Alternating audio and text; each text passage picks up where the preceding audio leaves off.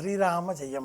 శ్రీరామచంద్రమూర్తుల వారి కళ్యాణోత్సవం ఒంటిమిట్ట దివ్యక్షేత్రం. ప్రతిరోజు ఈ కళ్యాణోత్సవాన్ని ఆ స్వామి సన్నిధానమైన భద్రాచలంలో, ఒంటిమిట్ట దివ్యక్షేత్రంలో, అనేక ఇతర దివ్యక్షేత్రాలలో ఘనంగా నిత్యోత్సవ అన్న పేరిట నిర్వహిస్తూనే ఉండగా, మరింత విశేషంగా ఒంటిమిట్ట దివ్యక్షేత్రంలో ఈ రోజున నిర్వహిస్తున్నారు.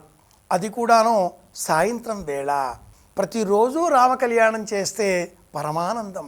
తారాబలం చంద్రబలం తదేవా అనే లక్షణాన్ని స్వీకరించి, చంద్రబలం ఉన్న సమయంలో పౌర్ణిమ, తారాబలం ఉన్న సమయంలో నక్షత్రకాంతులు ప్రసరించేటటువంటి సమయంలో, నక్షత్రకాంతుల ఉనికి మనం కూడా గుర్తించేటటువంటి అద్భుతమైనటువంటి ముహూర్తంలో సీతారామ కళ్యాణోత్సవాన్ని ఒంటిమిట్ట ఈ క్షేత్రంలో ఘనంగా నిర్వహిస్తారు. ప్రతి ఆలయంలో ఆంజనేయ స్వామి వారిని సీతారాముల సన్నిధానంలో మనం దర్శనం చేసుకుంటూ ఉంటాం. కానీ ఒంటిమిట్ట ఆలయంలో ఆంజనేయ స్వామి వారు మనకు దర్శనం ఇవ్వరు. స్వామివారిపైన అపారమైన భక్తితో సాక్షాత్తు జాంబవంతుడే ఈ ఆలయాన్ని నిర్మించినట్లుగా ఆలయ స్థల పురాణం మనకు తెలియజేస్తుంది. సీతారాములు ఒకరిని విరిచి ఒకరు ఉండేటటువంటి వారు కాదు. ఛాయే వానుగత సదా, నీడవలే ఉండేటటువంటి దైవస్వరూపంగా మనం భావించినప్పుడు ఎవరిని చూచినా, ఎక్కడ కథ విన్నా సీతారాములే అని మనం గ్రహిస్తూ ఉంటాం. సీతారాముల వివాహ సమయంలో వారి వయస్సు రామచంద్రమూర్తికి 13 సంవత్సరాలు, సీతాదేవికి 6 సంవత్సరాలు.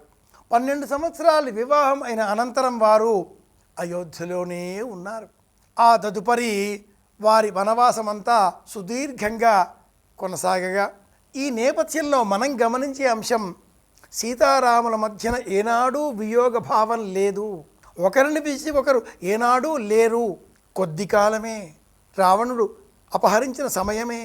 ఆ సమయంలో కూడా సీతాదేవి మనస్సులో రామనామమునే స్మరిస్తూ ఉన్నట్లుగా శ్రీరామాయణం మనకు తెలియజేస్తుంది. తన ఇల్లాలు తనను వడిచి వెళ్ళిపోదు, ఎవరో అపహరించారు అనే ఆలోచనతో రామచంద్రమూర్తి ప్రతి చెట్టు, కొండ, బండ అన్నింటినీ కూడా మీరేమైనా చూచారా నా జానకిని, ఎవరైనా అపహరించారా నా జానకిని అంటూ వేదనతో పరిపరి విధాలుగా ప్రశ్నించి ఆయా తరులకు, గిరులకు సమాధానం చెప్పే శక్తి లేకపోయినా, లేదు అని తెలిసినప్పటికీ రాముడు ఎంత దీనుడై అడిగేటటువంటి నేపథ్యాన్ని ఆ శ్రీరామచంద్రమూర్తికి సందర్భంగా వాల్మీకి మహర్షుల వారు వర్ణించారో చదువుతూ ఉంటే మనకు కూడా దుఃఖం కలుగుతుంది.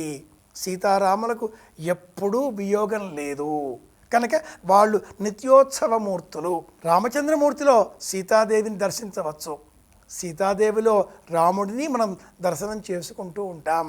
అలాంటి పరమాద్భుతమైన ఘట్టం ఒంటిమిట్ట దివ్యక్షేత్రంలో సీతారామ కళ్యాణోత్సవం.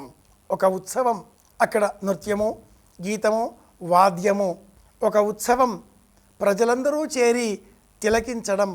ఒక ఉత్సవం మంత్రపూర్వకంగా ఆ కళ్యాణాన్ని పూర్తి చేయడం, చేతికి కంకణములు ధరింపజేయడం, స్వామివారిని పూజించడం, కళ్యాణోత్సవ సందర్భంగా శుభముహూర్తం, కన్యాదానం, అక్షతారోపణం, వధూవరులకు కొంగుముడి వేయడం. ఈ అన్నింటితో పాటుగా చివరన రమణీయంగా నిర్వహించేటటువంటి దృశ్యం మరి ఒకటి ఉంటుంది. తమకు బహుమానంగా అందించిన ఇంద్రుడి చేత పంపింపబడినటువంటి ఆ ముత్యాల మాలికను ఆంజనేయునకు అందించడం రమణీయమైన దృశ్యం. వివాహ సమయంలో అర్చకులు పాటించే మరి ఒక దృశ్యం, పుష్పమాలికలను చేతబుచ్చుకొని నృత్యం చేస్తూ ఒకరు రామయ్యకు ప్రతీకగా, మరి ఒకరు సీతమ్మకు ప్రతీకగా పరస్పరం ఆ మాలికలను మార్చుకొని దైవం యొక్క గలసీమలలో అలంకరింపజేయడం. వేడుక ఎలా ఉన్నా మనమంతా అందులో పాల్గొన్నప్పుడే ఆ వేడుక మనకు మహదానందం కలిగిస్తుంది. భగవంతుని కార్యక్రమం, కళ్యాణోత్సవం మహదానందంగా మనమంతా ఈ కార్యక్రమంలో పాలు పంచుకుందాం. సీతారాముల అనుగ్రహంతో మన గృహాలలో కూడా వివాహం కానటువంటి యువతీ యువకుల జాతకాలలో ఉండే సమస్త కేతు, రాహు, కుజ, శని గ్రహ సంబంధిత దోషాలు తొలగిపోయే విధంగా స్వామిని స్తోత్రం చేద్దాం. రామ అనుగ్రహంతో మళ్ళీ కలుసుకుందాం. శ్రీరామ జయం.